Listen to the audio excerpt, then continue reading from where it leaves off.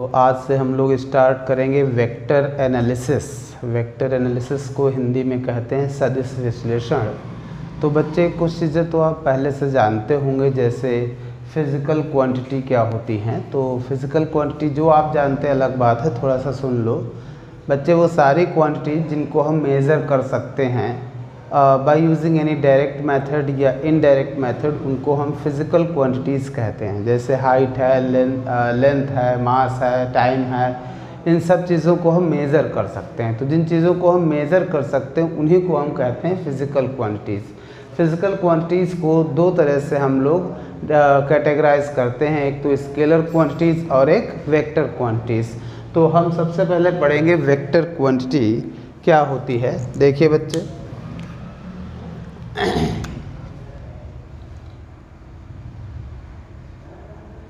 Vector quantity Hindi में कहते हैं सदिश राशि। बच्चे वह क्वांटिटी जिसमें डायरेक्शन और मैग्नीट्यूड दोनों होता है उसको हम क्या कहते हैं, वेक्टर क्वांटिटी। ठीक है, ऐसा आप लोग समझते हैं, हाई स्कूल से यही शायद आप पढ़ के आते होंगे कि ऐसी क्वांटिटी जिनमें डायरेक्शन और मैग्नीट्यूड दोनों होता है उनको हम लोग क्या कहते हैं, वेक्टर क्वांटिटी। बच्चे लेकिन ये कंप्लीट डिफिनीशन नहीं है, ठीक है। क्यों? जैसे ध्यान दीजिए, जैसे आप करंट इलेक्ट्रिसिटी में भी हाई स्कूल में ज़रा सा पढ़े होंगे। जैसे मान लीजिए रेजिस्टेंस है और ये हमने एक सेल लगा दिया है। इसी रेजिस्टेंस में एक सेल हम पोलैरिटी चेंज करके इस तरह से अगर लगा दें तो ठीक है। मान लो रेजिस्टेंस है 5 ओम, सेल का ईएमएफ है 10 वोल्ट, रेजिस्टेंस है 5 ओम और वोल्टेज ये है 10 वोल्ट, ठीक है। मान लीजिए ऐसा डेटा दिया हुआ है। तो अगर इसमें करंट की वैल्यू निकालें तो V/R, ये सब आप लोग जानते होंगे ओम्स लॉ। तो V और R की वैल्यू डालो, ये 2 एम्पियर आ जाएगी। और इसमें भी करंट सेम मेथड से 2 एम्पियर की आ जाएगी। लेकिन आप अगर इसमें डायरेक्शन की बात करें तो इसमें करंट हमेशा किधर से किधर दिखाएंगे, छोटी से बड़ी प्लेट की तरफ करंट आप फ्लो कराएंगे इस तरह से, इस तरह से। इसमें छोटी से बड़ी प्लेट की तरफ करंट फ्लो कराएंगे कुछ इस तरह से। दोनों सर्किट में करंट का मैग्नीट्यूड कितना है, 2 एम्पियर। करंट का मैग्नीट्यूड कितना है, 2 एम्पियर। मैग्नीट्यूड को हम कहते हैं परिमाण। तो दोनों सर्किट में करंट का मैग्नीट्यूड कितना है बेटा, 2 एम्पियर। बट डायरेक्शन देख सकते हैं, इधर देखिए लेफ्ट टू राइट है, इधर राइट टू लेफ्ट है। तो करंट में देखिए मैग्नीट्यूड भी है और डायरेक्शन भी है, लेकिन फिर भी ये वेक्टर क्वांटिटी नहीं है। तो अगर आप केवल इतना कहते हैं कि those quantities which have magnitude as well as direction both are known as vector quantities, तो ये इनकम्प्लीट डिफिनीशन है, ठीक है। कंप्लीट डिफिनीशन में क्या आता है, those quantities which have direction as well as magnitude. और कुछ बच्चे वेक्टर अलजेब्रा के लॉ हैं, जैसे triangle law of vector addition, parallelogram law of vector addition. तो ये जो वेक्टर अलजेब्रा के लॉ हैं, वेक्टर क्वांटिटी वही क्वांटिटी होती है जो वेक्टर अलजेब्रा के लॉ को भी फॉलो करे, ठीक है। तो हम इसके सटीक डिफिनीशन लिखे दे रहे हैं, देख लो बच्चे। Those physical quantities which have magnitude and direction both and follow the triangle law, मैं शॉर्ट में लिख रहा हूँ, follow the triangle law of vector addition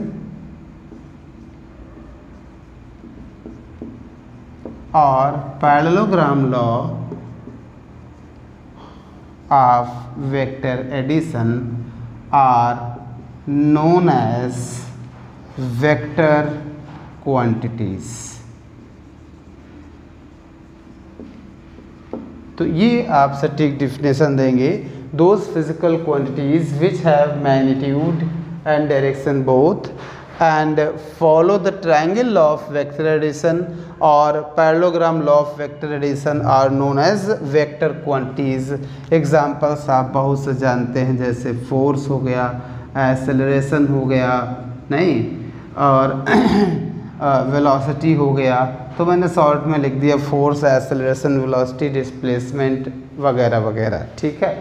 अब देखो बच्चे, वेक्टर क्वांटिटी को रिप्रेजेंट कैसे करते हैं। तो वेक्टर क्वांटिटी को बच्चे एरो से रिप्रेजेंट किया जाता है। एरो का जो हेड होता है वो वेक्टर के डायरेक्शन को रिप्रेजेंट करता है। ज़रा थोड़ा सा इसके बारे में आप समझ भी लेना, रिप्रेजेंटेशन।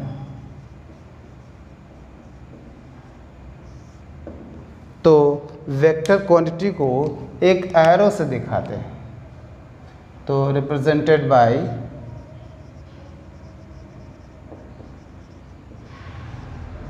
एन एरो, ठीक है, इस तरह से, ठीक है। एरो हेड पे बच्चे एरो बना होता है, जो इसका हेड है, नहीं, ये बच्चे डायरेक्शन को रिप्रेजेंट करता है। इसका जो हेड है ये डायरेक्शन को रिप्रेजेंट करता है, ये वाला हिस्सा डायरेक्शन को रिप्रेजेंट करता है।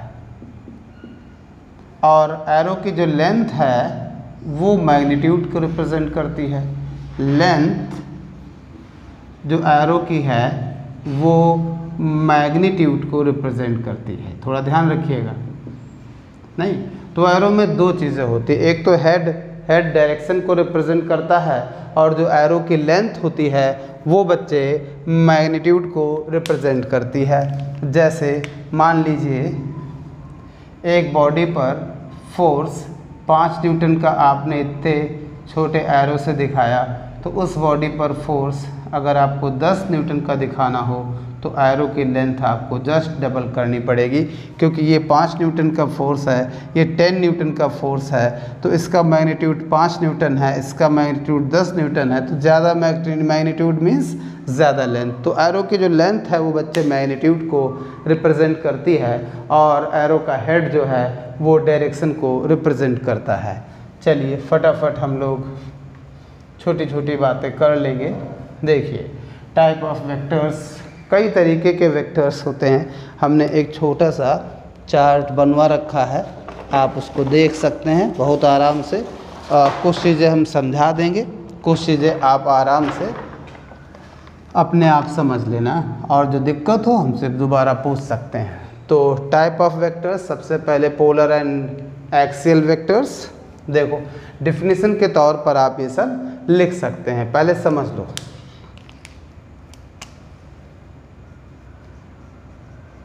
पोलर वेक्टर्स, देखिए, तो आपको पोलर वेक्टर्स पढ़ना है, और फिर एक्सियल वेक्टर पढ़ना है, फिर कुछ और वेक्टर्स पढ़ने हैं बच्चे। तो पोलर वेक्टर्स वो होते हैं जिनका फिक्स स्टार्टिंग पॉइंट हो, नहीं, विच हैव स्टार्टिंग पॉइंट या अ पॉइंट ऑफ एप्लीकेशन, ठीक है। तो पोलर वेक्टर्स वो वेक्टर्स जिनका फिक्स स्टार्टिंग पॉइंट हो, विच हैव स्टार्टिंग पॉइंट।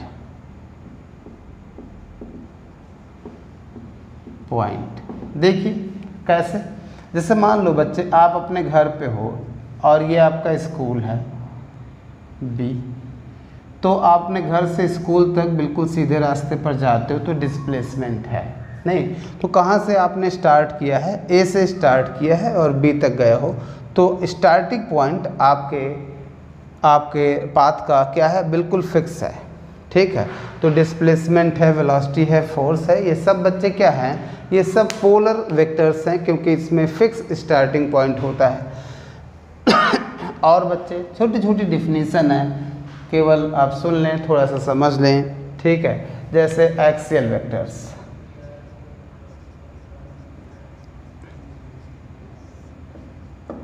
देखिए एक्सियल वेक्टर्स वो वेक्टर जो बच्चे रोटेशनल इफेक्ट को दिखाते हैं। जैसे रोटेशनल डायनेमिक्स में आप जितने भी वेक्टर क्वांटिटीज पढ़ेंगे वो सब बच्चे क्या होंगे, एक्सियल वेक्टर्स होंगे। तो रोटेशनल इफेक्ट को जो जिन वेक्टर्स का सहारा लेकर हम एक्सप्लेन करते हैं उनको बच्चे हम एक्सियल वेक्टर कहते हैं। जैसे एंगुलर वेलोसिटी, एंगुलर एक्सेलरेशन वगैरह वगैरह, ये सब बच्चे क्या हैं, एक्सियल वेक्टर हैं। इनका डायरेक्शन बच्चे हमेशा, इनका डायरेक्शन जैसे मान लीजिए ये एक पोल है नहीं, और एक पार्टिकल या एक छोटा पार्टिकल या पत्थर इस बच्चे पोल के चारों तरफ घूम रहा है और इसका सेंटर पोल पर है नहीं, इसका मास m है नहीं, तो इस को हम एक्सिस ऑफ रोटेशन कहते हैं और ये पत्थर इसके चारों तरफ घूम रहा है, तो इसको बेटा हम एक्सिस ऑफ रोटेशन कहते हैं। तो जितना एक्सियल वेक्टर होता है उन सब का direction along the axis of rotation ही होता है, या तो ऊपर की तरफ होगा या तो नीचे की तरफ होगा। वो बच्चे राइट हैंड थंब रूल से आप आराम से निकाल सकते हैं, ठीक है। तो एक्सियल वेक्टर वो वेक्टर्स होते हैं जिनका यूज़ करके हम रोटेशनल इफेक्ट्स को एक्सप्लेन करते हैं, ठीक है। और एक्सियल वेक्टर्स का जो डायरेक्शन होता है बच्चे वो एक्सिस ऑफ रोटेशन के अलोंग होता है। डिटेल में इन सब चीज़ों को आप रोटेशनल डायनेमिक्स में पढ़ेंगे, ठीक है। और ज़रा देखिए कुछ बहुत ही छोटे छोटे, जैसे इक्वल वेक्टर क्या होता है, नेगेटिव वेक्टर क्या होता है, मॉडुलस ऑफ वेक्टर क्या होता है, तो ये फटाफट आप समझ लीजिए। जैसे इक्वल वेक्टर, ये आप समझा दे रहे हैं, नोट्स जिन बच्चों को बनाना हो वो बच्चे थोड़ा सा जो बोल रहे हैं उसी को आप लिख लेना बाद में, ठीक है। तो इक्वल वेक्टर्स देखिए, वेक्टर क्वांटिटी में कितनी चीज़ें होती हैं, डायरेक्शन और मैग्नीट्यूड दोनों, ठीक है। तो वो दो वेक्टर इक्वल वेक्टर कहलाते हैं जिनके डायरेक्शन और मैग्नीट्यूड दोनों इक्वल हों, ठीक है। तो those vectors which have same magnitude and same direction are called equal vectors। जैसे मान लो एक वेक्टर ये है ए वेक्टर और एक वेक्टर ये है बी वेक्टर नहीं, तो डायरेक्शन भी आप देख ही रहे हैं एक ही तरफ है, ठीक है। और इनके मैग्नीट्यूड को भी हम जानबूझ के सेम बनाने की कोशिश कर रहे हैं। आपको अभी हमने बताया एरो की लेंथ बच्चे मैग्नीट्यूड को रिप्रेजेंट करती, तो लेंथ हम सेम बना रहे हैं नहीं। तो अगर बच्चे दो वेक्टर ऐसे हैं जिनके डायरेक्शन भी सेम है और मैग्नीट्यूड भी सेम है, तभी आप कहेंगे कि ए वेक्टर और बी वेक्टर क्या है, सेम है नहीं। तो अगर ए वेक्टर और बी वेक्टर सेम है तो आप लिख सकते हैं आराम से direction of A vector is equal to direction of B vector and magnitude of A vector is equal to magnitude of B vector. A vector के मैग्नीट्यूड को इस तरह से और बी वेक्टर के मैग्नीट्यूड को इस तरह से लिखा जाता है, ठीक है। तो इक्वल वेक्टर हो गया। नेगेटिव वेक्टर बड़ा आसान है। नेगेटिव वेक्टर का क्या मतलब है, देख लीजिए। बहुत सारे टर्म्स आज हम तुमको समझाने की कोशिश करेंगे। नेगेटिव वेक्टर बच्चे, जैसे मान लीजिए ये एक वेक्टर ए वेक्टर है, ठीक है। ये वेक्टर क्या है, ए वेक्टर है, ठीक है। अब केवल ए वेक्टर का डायरेक्शन बदल दीजिए और इसका मैग्नीट्यूड सेम रखिए, यानी एरो की लेंथ सेम रखिए, केवल डायरेक्शन बदल दीजिए, तो ये बच्चे हो जाएगा माइनस ए वेक्टर नहीं। तो ये देखिए माइनस ए वेक्टर है, ये क्या है, ए वेक्टर। तो किसी वेक्टर क्वांटिटी के केवल डायरेक्शन को बदल दें, अगर सेम मैग्नीट्यूड रखते हैं नहीं, तो डायरेक्शन बदलने पर सेम मैग्नीट्यूड रखते हुए डायरेक्शन पलट दें, जस्ट रिवर्स कर दें नहीं, तो जो वेक्टर मिलता है हमको उसको कहते हैं पहले का क्या है, नेगेटिव वेक्टर है। यानी नेगेटिव वेक्टर बच्चे का केवल मतलब होता है गिवन वेक्टर के अपोजिट डायरेक्शन में अगर वही वेक्टर हो तो उसको हम क्या कहेंगे, नेगेटिव वेक्टर। जैसे मान लीजिए एक पार्टिकल पर फोर्स लग रहा है इधर 5 न्यूटन, इसको आपने कह दिया F1, ठीक है। तो इधर अगर आप फोर्स ले रहे हैं 5 न्यूटन जस्ट अपोजिट डायरेक्शन में, ठीक है, तो F2 आप लेंगे क्या, माइनस, F1 क्या, प्लस। क्यों? क्योंकि 5 ही न्यूटन का इधर आपने पॉजिटिव ले लिया है, तो इसके जस्ट अपोजिट डायरेक्शन में इतना ही फोर्स को आप नेगेटिव ले सकते हैं आराम से। तो नेगेटिव वेक्टर का मतलब सिर्फ क्या होता है, उसी वेक्टर के डायरेक्शन को जस्ट रिवर्स कर दिया जाए, ठीक है। Modulus of any vector, modulus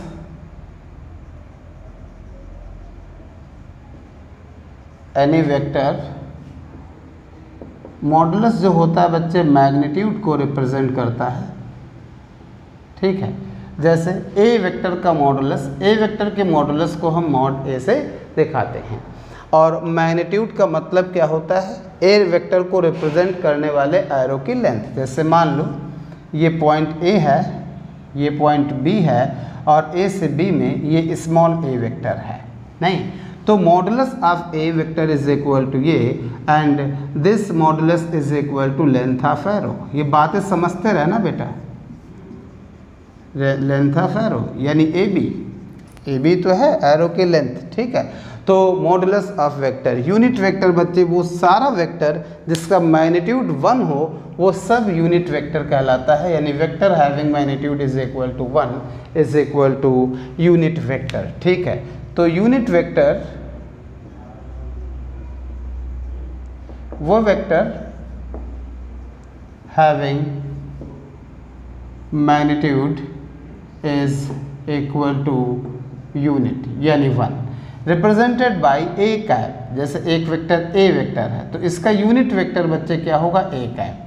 तो किसी भी वेक्टर के ऊपर कैप लगा देने से बच्चे उसको हम यूनिट वेक्टर कह देंगे। जैसे ये एक यूनिट वेक्टर है, ये भी एक यूनिट वेक्टर है, नहीं, ये यूनिट वेक्टर इसका मतलब इसका मैग्नीट्यूड 1 आएगा, ये भी यूनिट वेक्टर इसका मतलब इसका मैग्नीट्यूड कितना आएगा, 1 आएगा, ठीक है। तो यूनिट वेक्टर वो वेक्टर जिनका मैग्नीट्यूड क्या होता है, 1 होता है, ठीक है।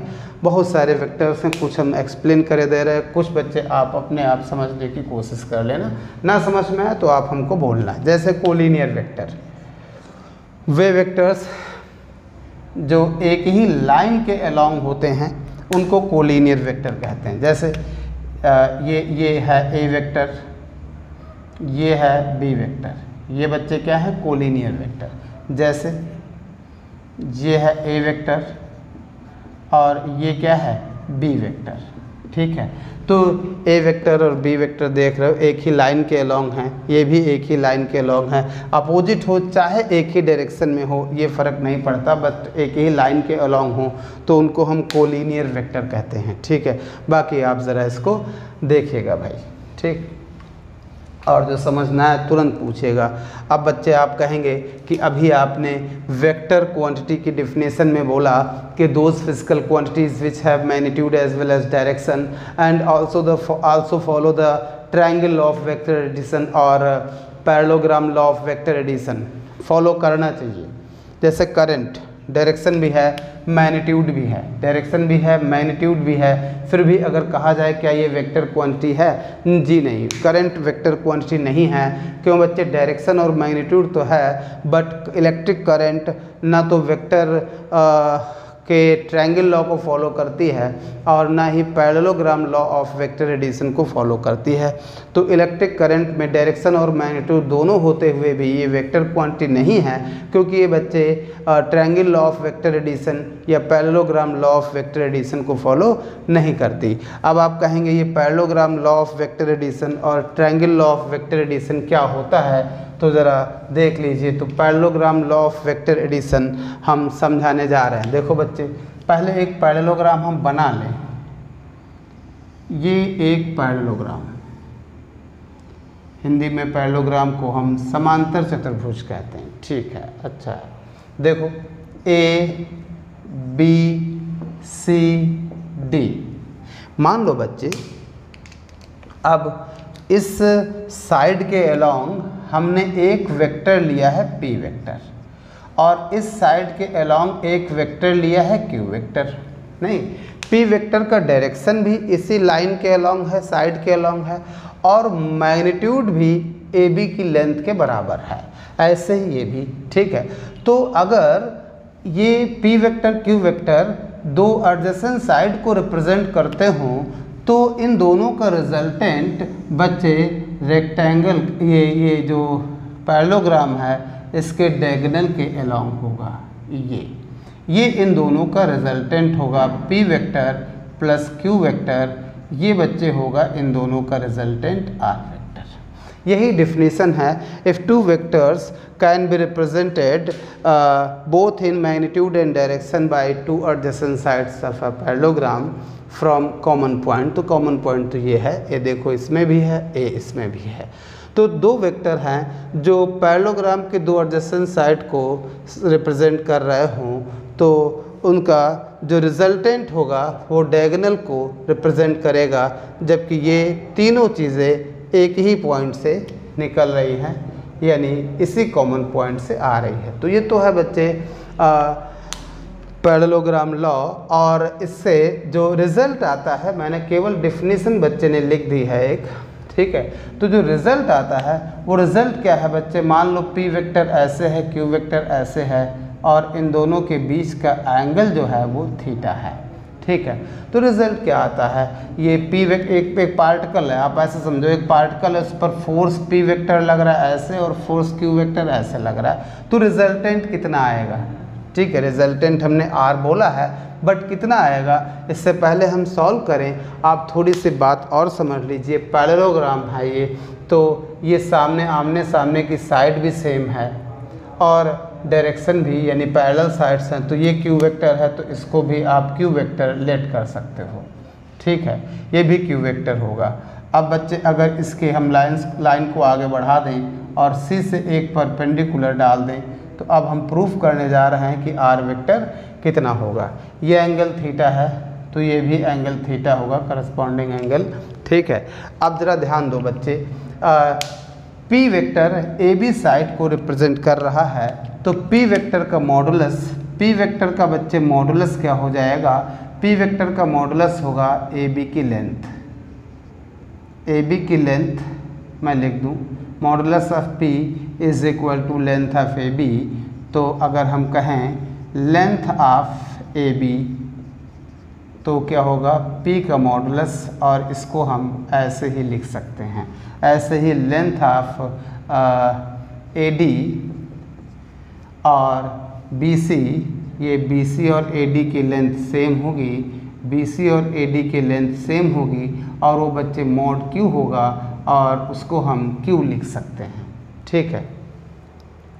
अब इस ट्रायंगल में आप देख लीजिए, in triangle C E B, ठीक है। अगर कॉस थीटा आपसे कहे तो कॉस थीटा लगा देंगे B E upon B C, B E upon B C, तो cos theta is equal to B E मालूम नहीं, बी सी की लेंथ हमको मालूम है क्यू, ठीक है।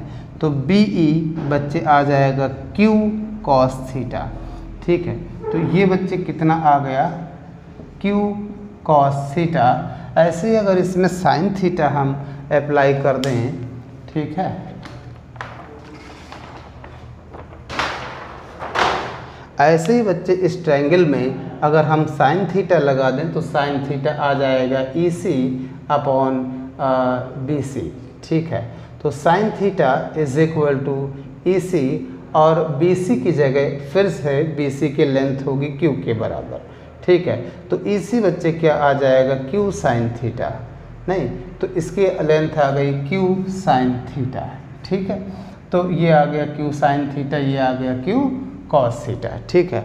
अब अगर इस पूरे ट्रायंगल में अगर हम पाइथागोरस थ्योरम लगा दें, ध्यान दीजिए, इन ट्रायंगल ए ई सी, पूरे बड़े वाले ए ई सी, तो पाइथागोरस थ्योरम बच्चे क्या कहती है कि A C square is equal to A E square plus E C square, A C square is equal to A E square plus A C square. A C square, A C की length क्या होगी, वो mod are के बराबर होगी, तो mod are square. AE क्या होगा, AE को लिख सकते हो AB प्लस BE का स्क्वायर, EC की लेंथ तो जान रहे हो Q साइन थीटा का स्क्वायर। अब बस बच्चे सॉल्व करना है, इसको आप केवल R भी लिख सकते हो। AB देखो क्या है P, और BE देखो BE क्या है BE देखो Q cos थीटा, बस पाइथागोरस थ्योरम, ये Q square sine square theta, बड़ा आसान है। तो R स्क्वायर, इधर बच्चे A प्लस बी का होल स्क्वायर फॉर्मूला लगा दीजिए, A square plus B square plus 2AB और Q square sine square theta. इन दोनों को पास रख के आप बेटा Q स्क्वायर कॉमन ले लीजिए, तो cos square theta plus sine square theta plus 2PQ cos theta. तो R square is equal to P square plus Q square, ये तो 1 आ जाएगा, प्लस 2PQ कॉस थीटा, यानी R is equal to square root P square plus Q square plus 2PQ cos theta. ठीक है, ये resultant के मैग्नीट्यूड का फॉर्मूला आ गया, आपको याद रखना है।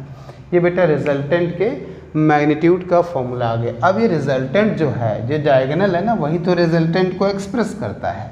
ये जो रिजल्टेंट फोर्स है बच्चे, नहीं, ये रिजल्टेंट है, ये P वेक्टर और Q वेक्टर का रिजल्टेंट R वेक्टर है, वो P वेक्टर के साथ कितना एंगल बना रहा है, मान लो ये फाई एंगल बना रहा है। तो इस बड़े वाले ट्रायंगल में आप tan फाई भी ले लीजिए। तो tan फाई बेटा ये कितना आएगा, tan फाई आएगा, tan फाई कितना, दिस अपॉन दिस, यानी EC अपॉन AE। तो tan फाई आराम से आप लिख सकते हैं, तो ये तो आ जाएगा Q साइन थीटा, और इसकी जगह आप लिख सकते हो इतना प्लस इतना, तो इतना तो मॉड P यानी P है, और ये Q कॉस थीटा। ठीक है, तो ये रिजल्टेंट यहाँ से फाई tan इनवर्स करके आ जाएगा। आप tan इनवर्स करके न याद रखें, ये फॉर्मूला याद रखें। ठीक है, तो आपको ये फॉर्मूले हर हालत में याद रहने चाहिए, बहुत ज़्यादा ज़रूरी है इनको याद रखना। क्या अगर एक पार्टिकल पर दो फोर्स या दो वेलोसिटी, कोई भी दो वेक्टर क्वांटिटी P वेक्टर और Q वेक्टर थीटा एंगल पर लग रही हैं, तो इस P वेक्टर और Q वेक्टर के लिए हमने एक पैरेललोग्राम कंप्लीट कर दिया है। तो P वेक्टर और Q vector same starting point है, नहीं, तो बच्चे जो इस पैरेललोग्राम का डायगोनल होगा, नहीं, वो डायगोनल इन दोनों के रिजल्टेंट को एक्सप्रेस करेगा, मैग्नीट्यूड में भी और डायरेक्शन में भी। ठीक है, तो जो रिजल्टेंट है उसका मैग्नीट्यूड तो इतना आ गया, और वो कितने एंगल पर एक्ट करेगा, मान लीजिए P वेक्टर से फाई एंगल पर एक्ट करेगा, तो tan फाई का फॉर्मूला ये आ गया। तो ये आपको याद रखना है। इसमें 2-3 बढ़िया आपको रिजल्ट हम और डायरेक्ट लिखवाने जा रहे हैं, वो भी आप याद रखेंगे।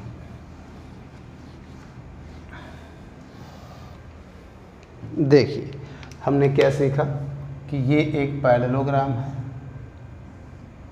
ठीक है, ये P वेक्टर इधर लग रहा है, ये मान लो यहाँ पार्टिकल है, इस पर एक फोर्स ऐसे लग रहा है, एक ऐसे लग रहा है, एक दूसरे से थीटा एंगल पर। तो रिजल्टेंट क्या होगा बच्चे, रिजल्टेंट क्या होगा, ये डायगोनल R। ठीक है, R के मैग्नीट्यूड का फॉर्मूला अभी आपको हमने डिराइव कराया। ठीक है, आसान सा, R is equal to square root P square plus Q square plus 2PQ cos theta, और tan फाई यानी P वेक्टर से मान लो फाई एंगल बना रहा है, तो tan phi is equal to Q sine theta upon P plus Q cos theta. ठीक है, तो ये बच्चे फॉर्मूले आप याद रखना।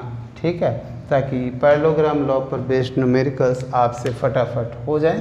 ठीक है, और इसके अलावा भी कुछ चीज़ें याद रखनी होंगी, जैसे नोट के लिए देख लीजिए, छोटी छोटी बातें हैं, डायरेक्ट आप यूज़ करें।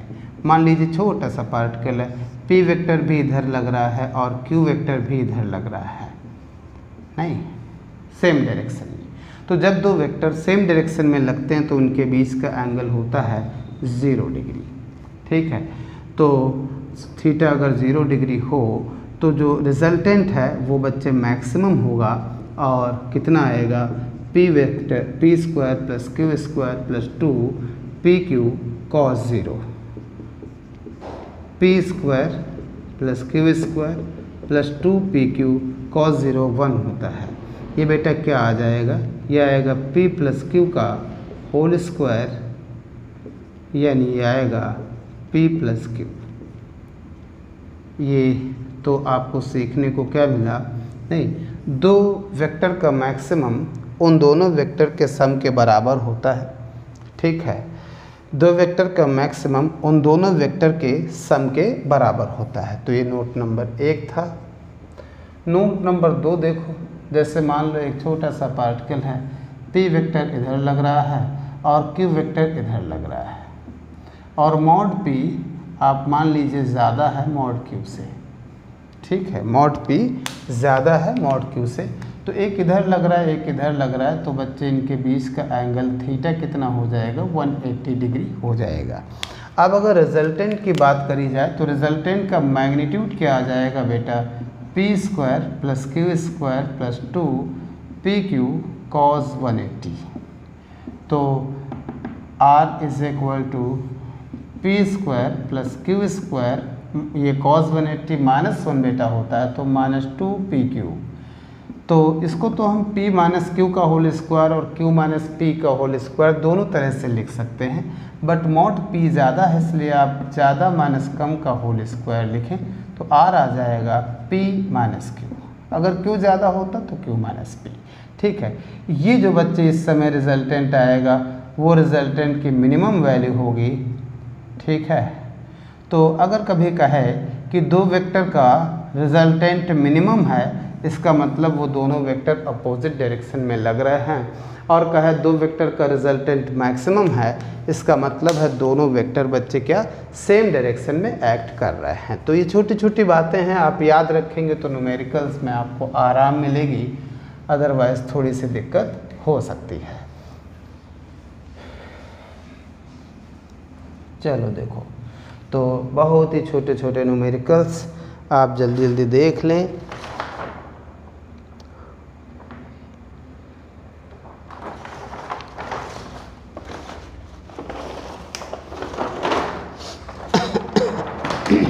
देख लो बेटा, देखिए, two vectors both equal in magnitude have their resultant equal to magnitude of their. ठीक है, find the angle between two vectors. बहुत ही आसान है बच्चे, बस आप थोड़ा सा देख लीजिए इसको। आप अभी एक मेथड से देख लीजिए, पैरेललोग्राम लॉ वाले मेथड से आगे जाओगे तो इसको हम सेल्फ डॉट प्रोडक्ट से भी कराएंगे। ठीक है, फिलहाल क्वेश्चन नंबर 1 अच्छे क्वेश्चंस हैं, आपको समझना है फिर नोट भी करना है। To vectors both equal in magnitude, तो दो वेक्टर हैं बच्चे p और q, और दोनों के मैग्नीट्यूड बच्चे सेम दिए हुए हैं। तो मॉड p लिखो या p लिखो एक ही बात है, मॉड q लिखो या q लिखो एक ही बात है। Okay, have the resultant equal to magnitude of either. इनका रिजल्टेंट भी बच्चे इन दोनों के मैग्नीट्यूड के बराबर है, यानी इनका रिजल्टेंट आप मान लो r है, तो r का मैग्नीट्यूड और इन तीन दोनों के मैग्नीट्यूड सब सेम है। अरे ये तो बहुत ही ज़्यादा आसान क्वेश्चन है। ठीक है, find the angle between the two vectors. तो लेट कर लीजिए इनके दोनों वेक्टर्स के बीच का एंगल कितना है, थीटा है। तो रिजल्टेंट का formula P square plus Q square plus 2 P Q cos theta.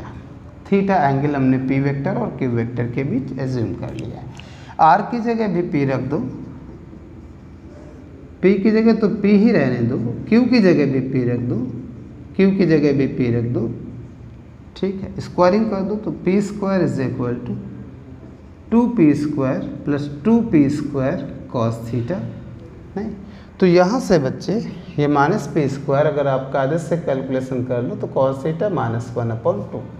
तो कॉस थीटा माइनस 1/2 कॉस ये 60 डिग्री, कॉस 60 बच्चे क्या होता है 1/2। तो cos theta is equal to minus में इसलिए लिख सकते हो 180 माइनस 60, तो cos theta is equal to cos 120, यानी theta is equal to 120 degree. नहीं, तो इक्वल मैग्नीट्यूड आपस में दो वेक्टर का, और जो रिजल्टेंट है उसका मैग्नीट्यूड भी इन तीनों के दोनों के वेक्टर के बराबर है। इसको अगर बच्चे आप ज़रा डायग्राम बना के देखें तो ये और भी ज़्यादा आपको समझ में आएगा। देखिए, ज़रूरत नहीं है, फिर भी आपको समझाने के लिए हम बनाने जा रहे हैं। जैसे एक वेक्टर ये है, नहीं, एक वेक्टर ये है, ये मैग्नीट्यूड दोनों के सेम है, यानी आप जानबूझ के एरो की लेंथ क्या बनाएं, सेम बनाएं। ये P वेक्टर है और ये क्या है, Q वेक्टर। इनका रिजल्टेंट के लिए आप पैरेललोग्राम कंप्लीट करेंगे इनके रिजल्टेंट के लिए, ठीक है। इनका रिजल्टेंट बच्चे कैसा है, इनका रिजल्टेंट ऐसा है R, ठीक है। अब आप देखिए बच्चे, इसकी लेंथ, इसकी लेंथ, इसकी लेंथ सेम रहेगी। क्यों सेम रहेगी, थोड़ा सा समझो बात को। क्यों, इसकी मैग्नीट्यूड, इसका मैग्नीट्यूड, इसका मैग्नीट्यूड क्वेश्चन में क्या दिया हुआ, सेम दिया हुआ है, नहीं। तो इन तीनों की लेंथ, इन तीनों एरो की लेंथ बच्चे क्या रहेगी, सेम रहेगी। पैरेललोग्राम है इसलिए ये लेंथ जितनी है उतनी ही लेंथ ये भी होगी, ठीक है। ये लेंथ जितनी है उतनी ही लेंथ ये भी होगी, ठीक है। अगर आपको ये सब बनाना आता है तो ये आप लिखने से बच जाएंगे। अब ये एक इक्विलेटरल ट्रायंगल है, इसके सारे एंगल बच्चे क्या है, 60 60 60, इनके सारे एंगल क्या है, 60।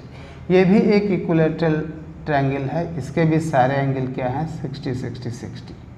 अब आप ज़रा ध्यान दीजिए, P वेक्टर और Q वेक्टर के बीच का एंगल क्या, डायरेक्ट 120 डिग्री आ रहा है। बट बच्चों से एक्सपेक्ट नहीं करते हम कि ये सब वो अपने आप सोच लेंगे और समझ लेंगे। Two forces whose magnitude are in the ratio of 3:5। तो दो फोर्सेस हैं जिनके मैग्नीट्यूड का रेशियो 3:5 है। तो एक फोर्स को आप लेट कर लीजिए, लेट P वेक्टर क्या है, 3x, और Q को आप लेट कर लीजिए 5x। देखो Q हमने बड़ा ले लिया है। गिव अ रिजल्टेंट ऑफ 35, नहीं, तो रिजल्टेंट बच्चे कितना है, 35 न्यूटन। चलो ठीक है। If the angle of inclination be 60 degree, calculate the magnitude of each force. दोनों फोर्सेस के बीच का एंगल अगर 60 डिग्री हो तो कह रहा दोनों की वैल्यू बताइए, ठीक है। उम्मीद है समझ गए होंगे, मैंने क्वेश्चन के अकॉर्डिंग सब कंसिडर कर लिया है, लेट कर लिया है। अब बच्चे R is equal to square root P² plus Q² plus 2PQ cos 60 आ जाएगा। ये R की जगह 35, 9x² प्लस 25x², मैं PQ की वैल्यू डाल रहा हूँ, 2 3x 5x cos 60 बेटा 1/2 होता है, ये कैंसिल हो गया। तो 35 इज इक्वल टू, देखो बच्चे ये 15x², 15x² ये आएगा, ये 40 हो गए, 49x², ठीक है। तो 35 इज इक्वल टू 7x, तो x इज इक्वल टू 5, नहीं। तो बच्चे ये अलग अलग फोर्स क्या आ जाएंगे, P इज इक्वल टू कितना था बेटा, 3x था, तो x की वैल्यू डाल दो तो 15 न्यूटन आ जाएगा, और Q इज इक्वल टू था 5x, तो ये आ जाएगा 25 न्यूटन, ठीक है। आंसर मैच कर गया है, बहुत ज़्यादा आसान था। आप ज़रा नेक्स्ट क्वेश्चन भी देख लीजिए।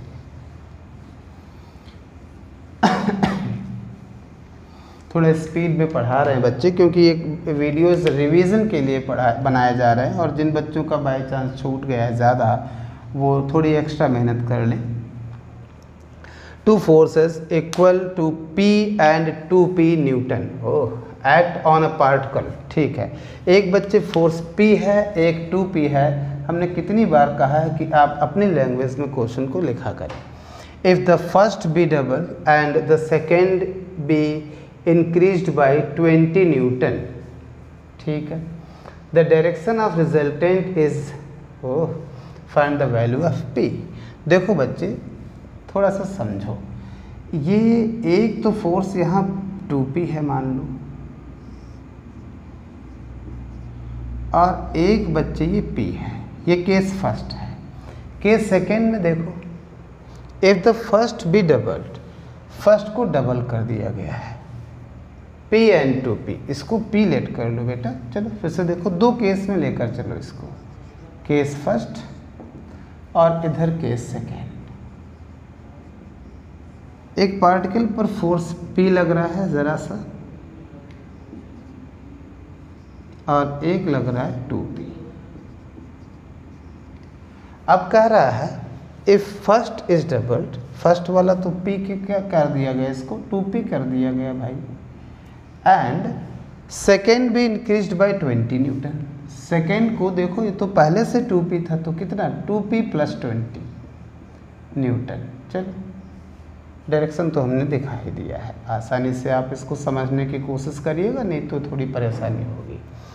देन डायरेक्शन ऑफ रिजल्टेंट पर कोई फर्क नहीं पड़ता है। अच्छा, यानी ये पैरेललोग्राम आप बनाएंगे, यही तो इनका रिजल्टेंट है, मान लो यहाँ से फाई एंगल है, तो डायरेक्शन पर कोई फर्क नहीं पड़ता, इसका मतलब है इसमें भी पैरेललोग्राम बनाएंगे रिजल्टेंट के लिए, तो ये भी एंगल क्या होगा, फाई। बोलो बच्चे, ठीक है। अब देखो यहाँ पर tan फाई क्या आया है, थोड़ा सा समझिए। tan फाई क्या आया है, tan फाई आया है, देखो Q sin थीटा, यानी इधर वाला sin थीटा, इन दोनों के बीच का एंगल क्या मान लो, थीटा, इन दोनों के बीच का एंगल क्या मान लो, थीटा। तो Q sin थीटा यानी इधर वाला sin थीटा, तो यानी 2P sin थीटा है, ठीक है, 2P sin theta upon P + Q cos theta, ये वाला प्लस Q cos थीटा यानी ये वाला cos थीटा, तो 2P cos थीटा। उम्मीद है आपको समझ आया होगा। इसमें देखो बच्चे tan फाई का फॉर्मूला क्या आएगा, फिर से बात को समझना, ये फॉर्मूले को अप्लाई कर रहे हैं। देखो ऊपर क्या है, Q sin थीटा, Q क्या 2P + 20 cos थीटा अपॉन नीचे है P यानी नीचे वाला ये, इधर तो 2P है, प्लस Q cos थीटा, ये वाला cos थीटा यानी 2P + 20 cos थीटा। उम्मीद है समझ गए होंगे आप। देखो देखो जो है वही तो लिखेंगे, ठीक है। अब from equation first and second, tan phi same कर दो, क्या आएगा 2P + 20 cos थीटा, इधर क्या 2P + 20 cos थीटा, इधर बेटा क्या आ जाएगा 2P sin theta upon P + 2P cos theta, ठीक है। देखो रेशियो एंड प्रोपोर्शंस का एक रिज़ल्ट इसमें अगर आप यूज़ कर लें तो ये थोड़ा सा आसान पड़ जाएगा, अदरवाइज़ आप क्रॉस मल्टीप्लाई करके भी सॉल्व कर सकते हो, ठीक है। यहाँ बेटा ये sin थीटा रहा होगा, ठीक है, क्यों Q sin थीटा, तो Q तो जो भी हो वो sin थीटा ही रहा होगा। देखो बेटा रिजल्ट क्या है, मान लो A/B = C/D है, तो ये बच्चे ऊपर ऊपर माइनस कर दो A - C/B - D, ठीक है। थोड़ा हम सॉल्व कर लें इस रिज़ल्ट को लगा के, फिर बच्चे हम इसको प्रूफ कर देंगे अभी। देखो तो 2P sin theta upon P + 2P cos theta is equal to क्या है, थोड़ा इधर से लिखें, जगह ज़्यादा लगेगी, कम छोटा वाला पहले लिख रहे हैं, तो 2P sin theta upon P + 2P cos theta is equal to ये क्या है 2P + 20 sin theta 2P + 2P + 20 cos theta.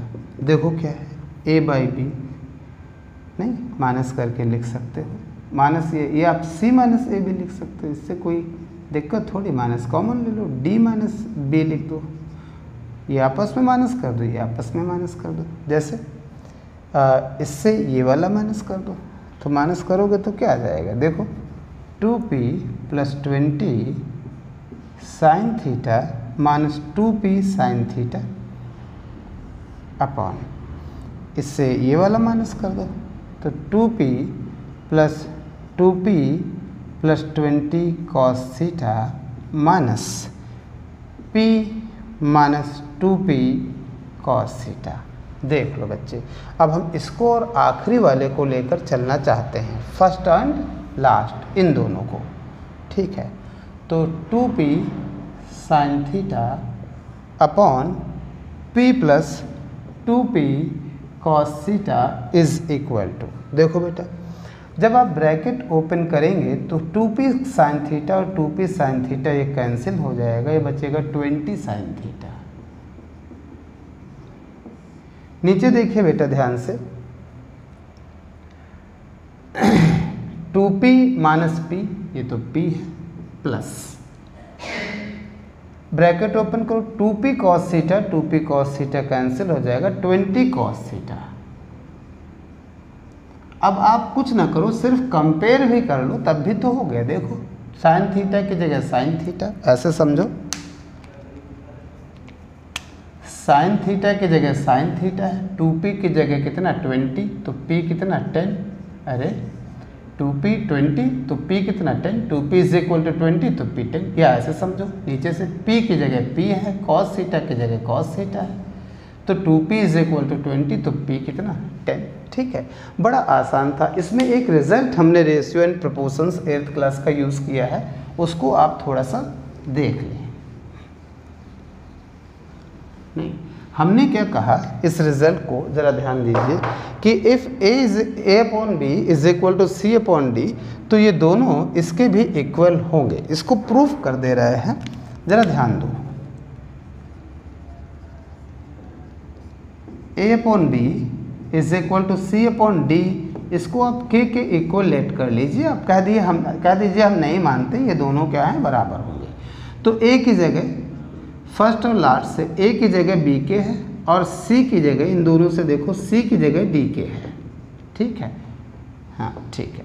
अब इसकी वैल्यू भी निकाल लीजिए। नाउ c माइनस ए अपॉन डी माइनस बी, तो c की जगह क्या d के,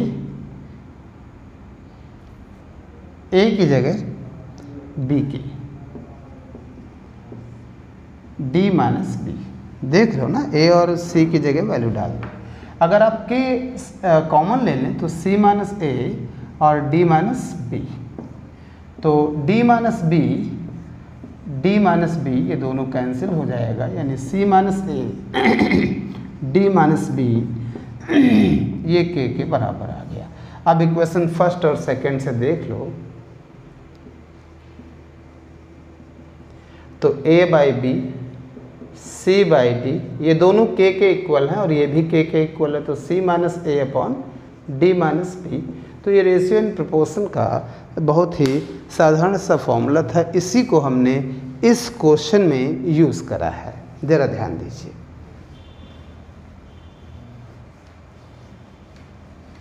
लास्ट क्वेश्चन इस चार्ट का, ये बेटा क्वेश्चंस आपको लिखने हैं, समझने हैं। The greatest and the least resultant of two forces acting at a point are 29 and 7 newton, ठीक है। तो let two forces are P and Q. अब कह रहा है द ग्रेटेस्ट, अभी हमने थ्योरी में पढ़ाया था मैक्सिमम रिजल्टेंट दोनों फोर्सेस के सम के इक्वल होता है और मिनिमम रिजल्टेंट दोनों के डिफरेंस के इक्वल होता है। तो greatest resultant according to question, इन दोनों का ग्रेटेस्ट रिजल्टेंट P और Q का आएगा बेटा P प्लस Q, एंड वो कितना आएगा, उसने 29 दे रखा है, 29 न्यूटन। एंड मिनिमम जो दिया है बच्चे वो कितना है, 5 न्यूटन दे रखा है। तो मिनिमम रिजल्टेंट बच्चे आएगा P माइनस Q, और वो इसने क्वेश्चन में दे रखा है 5 न्यूटन। आप कुछ ना करें, दोनों इक्वेशन को प्लस कर दें, दोनों को प्लस कर दें, क्योंकि कैंसिल हो जाएगा। 2p इज इक्वल टू 34, तो p is equal to 17 newton आ गया। अब इक्वेशन नंबर फर्स्ट या सेकेंड से चले जाओ, फ्रॉम इक्वेशन फर्स्ट p की जगह 17 plus q is equal to 29, तो q इज इक्वल टू बच्चे आ जाएगा 29 माइनस 17, तो q इज इक्वल टू 2 और 112 newton. Find the resultant of two new forces acting at right angle to each other. अब अगर बच्चे कह रहा है ये P ऐसे लग रहा हो, Q राइट एंगल पर लग रहा हो, तो इनका रिजल्टेंट बताइए। तो रिजल्टेंट बताना बहुत आसान है बेटा, ठीक है। ये पैरेललोग्राम कंप्लीट कर लीजिए, रिजल्टेंट R कह लीजिए। तो रिजल्टेंट R बेटा क्या होगा, तो now if both are acting at an angle of 90 degree then resultant बच्चे इस केस में थीटा यानी P और Q बीच का एंगल कितना है 90 डिग्री, तो रिजल्टेंट आएगा p square plus q square plus 2pq cos 90। cos 90 बच्चे 0 होता है, तो p square plus q square ये आ जाएगा 0, तो रिजल्टेंट आएगा p square plus q square.